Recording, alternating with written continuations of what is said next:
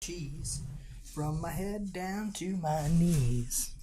I love cheese. Did you just write that? Sure.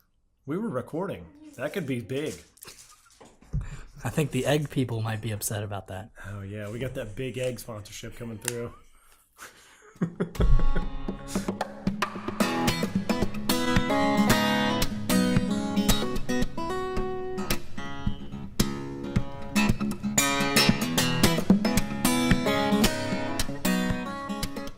Welcome to the Camo and Hooks podcast. This is Mike. This is Luke. And this tastes funny. That is our theme today. So I had an interesting question put to me by the wife of all people. Like it's that weird. My wife. One wife of all the people? Is that what that means? Yes, correct. By the wife The of wife, all people. the singular wife of all That's people. why punctuation's important. Punctuation is super important. So she asked, for the layperson, or I guess somebody that's not, and we're just maybe like one tiny half a notch above lay people when it comes to hunting and fishing. But she was wondering, because most people in the United States and, in industrialized nations, they get their meat from, the grocery store. They get it packaged. Yep. It's wrapped up, looks pretty, nice shade of red, everything like that. They get it there. There's the assumption that that's safe. And when it's not safe, that's seen as an international incident when there's tainted meat. That goes to show it happens. But I think the general question that she's pointing at is, are there similar risks in wild game, meat that you get from wild game and fish? Or are the risks the same? Is there increased risk, or are there different risks? For somebody that doesn't know, when somebody tells you, like, they bring something to the table, is like, I shot this yesterday, or I shot this is in my freezer. Should they be concerned? Should they be thinking like, is this safe? Like, I guess so. That started me off thinking about all the different issues. And you've actually taken food, from the field. You've harvested meat. You put it in your freezer and you put it on your table. So, Yep. And now I will say as a caveat, I will put this out there for Luke. It's not really a caveat. It's a brag on Luke that Luke is a professional chef and he has been trained in foodborne illnesses and food safety. So, in your experience, what have you seen, I guess, in your preparation, and I guess in the end, what is your overall take on the risk? What's your risk assessment? Risk assessment. Yeah. Well, I would, a lot of people don't realize that meat you're buying from the grocery store has been really highly processed. Which looks weird because you just feel like unless it's like sausage, you feel like you're seeing a slice of meat. You're looking at muscle tissue. You feel like that's what you're looking at. Yeah, but, that animal, there's so much regulation put on how that food is processed. There are so many steps that that meat goes through before it gets to you, right? Those animals often are raised. And if you watch the news, it's a whole GMOs and how, antibiotics and hormones and all that kind of stuff. Oh, yeah. That's all happening. I mean, that's real. That's not, that's not hype. In those big factory farms, most of the time, those animals don't have tons of room to get around. They're all being fed in, giant troughs together, fed, who knows what. Comes out of those bags. So that's your first concern, is how are those animals being raised? So then if you want to get around that, you can go with, free range stuff. Now, just because something's grass fed, that doesn't mean that's a cow living out, his days in a big empty field eating grass. It just means he's being fed grass. Very specific in the name there, grass fed. Yeah. It's not grass fed, happy free. Right. That's why there's so many kind of eggs. There's cage free, there's free range. Those all have legal definitions from the government, so getting back to the meat, first there's how it was raised, then there's how it's processed, how it's killed, there's all kinds of different ways that they kill those animals, that can be much more brutal than an arrow or a bullet through the heart and lungs. Sure. And then, the processing. We're not talking about one person taking their time to gut, skin, clean, and butcher an animal. We're talking about dozens of people doing dozens of one part of that on a line all day long for 8 hours. One guy is one of the dozens of dudes skinning cows all day long. And pause there. I want everybody to think real quick. Have you ever gone to work sick? There you go. That's your thought. Okay. Continue. So yeah, then that meat goes, into various stages of processing depending on what it is and where it's going to end up. Fast forward to the beef is ground. It gets put in a little styrofoam tray, and a little bit of gas gets pumped in there to make sure it stays nice and pretty and red until you buy it.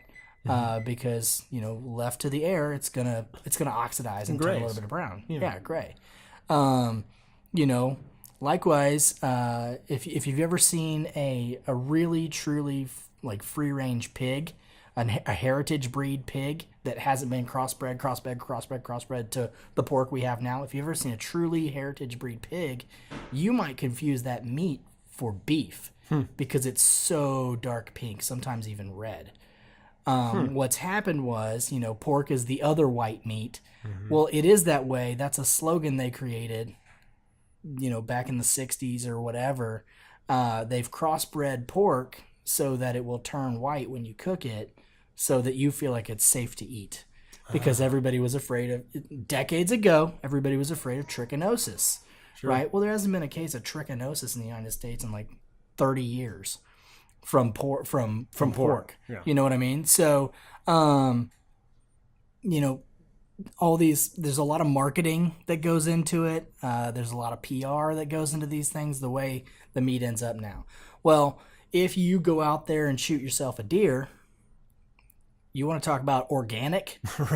Right? Like that sucker's not grown up in a farm being fed every morning by some. Now, you might be eating corn out of a feeder.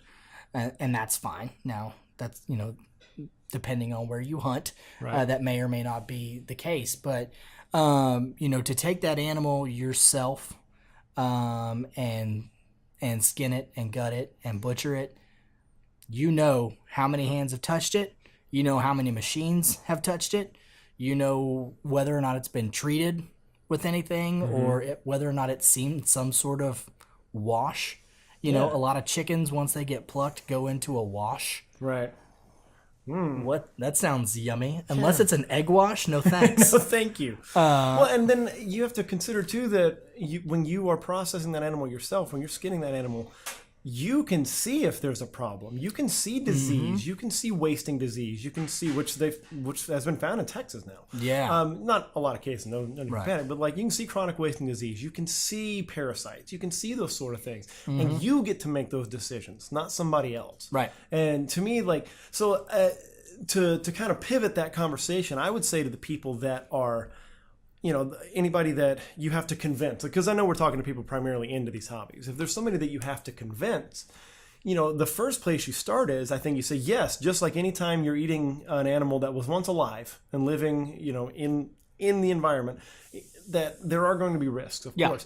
But I would rather have somebody, just like you said, that was there from start to finish, that took all the care and was there to make all those choices without it being his workaday job, without it being, something that he wasn't paying attention, or maybe he had a bad day at a fight with his wife or something. He wasn't paying attention to the 50th one that he did that day. Right. Like, I would rather have somebody making conscious choices and almost with something to prove. And I'll tell you that much too, especially on the newer side of things. If I know I'm going to be bringing an animal that I harvest to the table, I got something to prove. I want to show that it's good.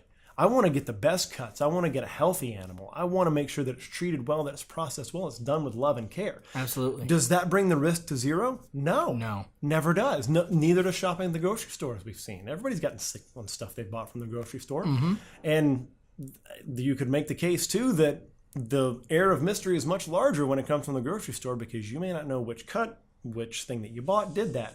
But, I mean, look, if I cook a pig for the first time, or let's say that I cook a certain type of fish the first time and I don't take as much care in doing it, and then I get sick, I could probably make a pretty good bet that I messed up somewhere. I can point right to me.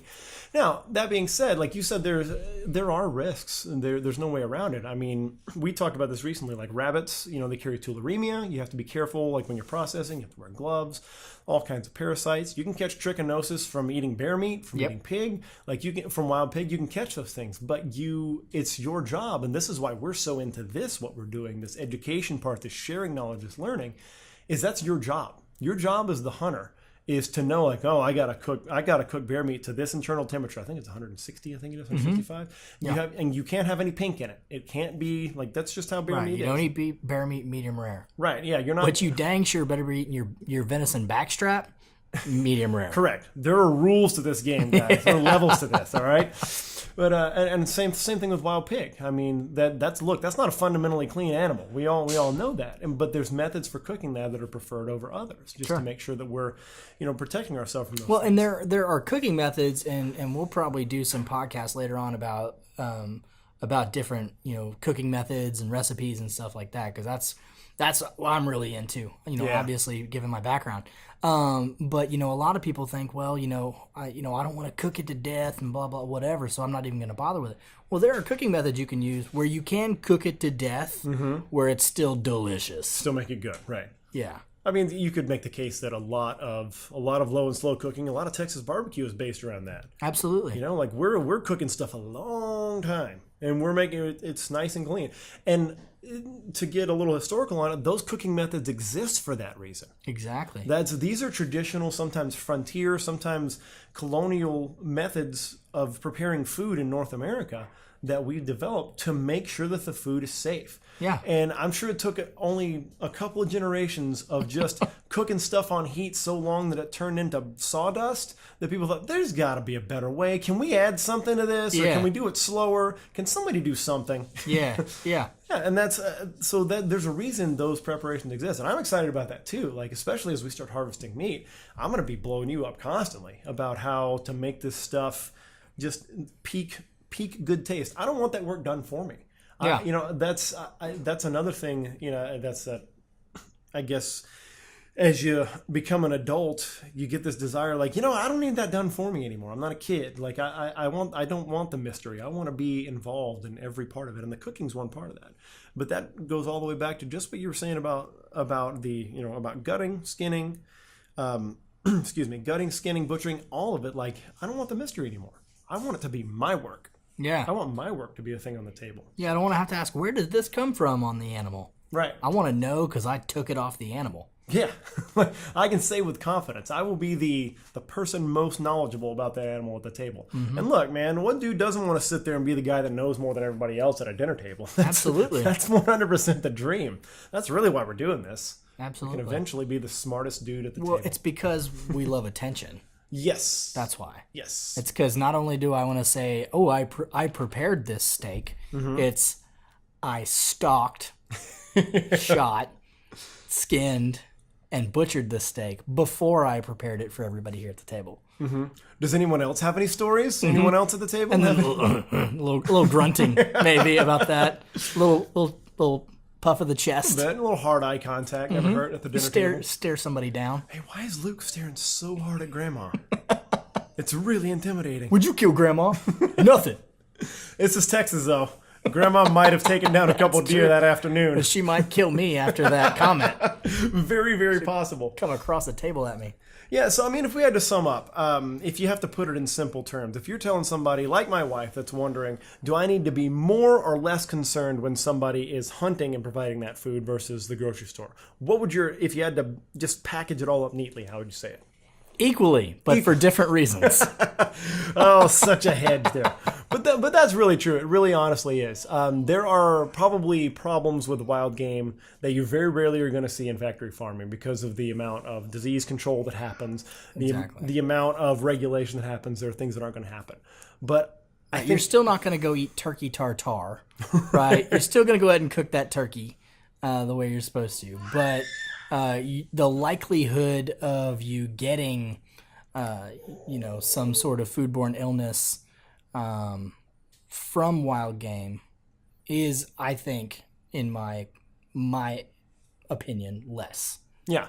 I would also say that there are probably more risks to the hunter and the person processing it than there probably are to the person at the table. Yep. If you count them up. If you count Yeah, because those animals are out in the wild. They're going to have skin parasites and whatever. So you got to be cognizant of that when you're processing those animals.